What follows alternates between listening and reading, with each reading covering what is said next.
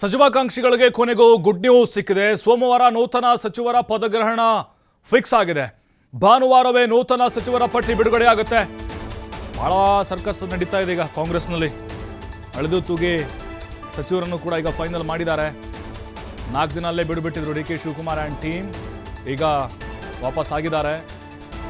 ಮತ್ತೊಂದು ಹಂತದ ಚರ್ಚೆ ಆಗುತ್ತೆ. ಭಾನುವಾರ ವೇಣುಗೋಪಾಲ್ ಬರ್ತಿದ್ದಾರೆ ಆ ಪಟ್ಟಿ ತೆಗೆದುಕೊಂಡು. ಫೈನಲ್ ಆಗಿ ನಮಗೆ ಭಾನುವಾರ ಪಟ್ಟಿ ಸಿಗುತ್ತೆ.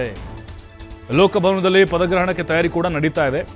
17ರಿಂದ 18 ನೂತನ ಸಚಿವರ ಒಂದು ಪ್ರಮಾಣವಚನ ಕಾರ್ಯಕ್ರಮ ಇರುತ್ತೆ. ವಿಧಾನಸೌಧದಲ್ಲಿ ಸಿಎಂ ಡಿ ಕೆ ಶಿವಕುಮಾರ್ ಸ್ಪಷ್ಟನೆ ಕೊಟ್ಟಿದ್ದಾರೆ. 99% ಸಂಪುಟ ವಿಸ್ತರಣೆ ಮಾಡ್ತೇವೆ, ಲೋಕಭವನದಲ್ಲಿ ಸಿದ್ಧತೆಗೆ ಶಿಫಾರಸು ಮಾಡಿದ್ದೇವೆ ಅಂತ ಸಿಎಂ ಹೇಳಿದ್ದಾರೆ.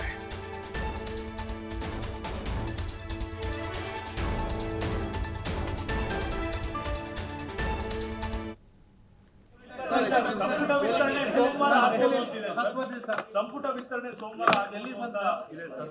99%.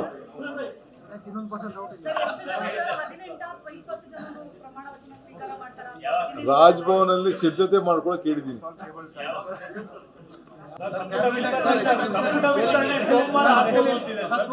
ಸಂಪುಟ ವಿಸ್ತರಣೆ ಸೋಮವಾರ ಎಲ್ಲಿ ಬಂದ ಇದೆ ಸರ್? 99%.